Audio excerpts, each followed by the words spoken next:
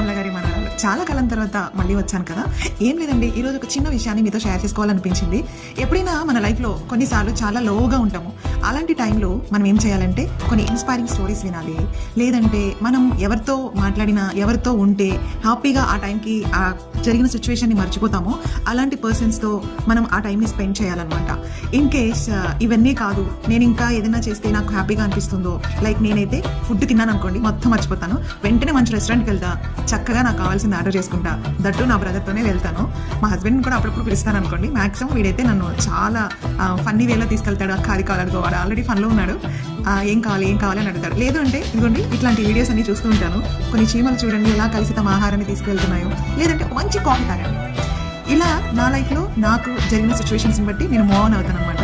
But మీరు కూడా అలాగే మూవ్ ఆన్ అవ్వాలని, ఎక్కడ ఆగిపోకుండా మీ లైఫ్లో మంచి స్టెప్స్కి చేరుకోవాలని మీ అమల గారి మనవరాలు.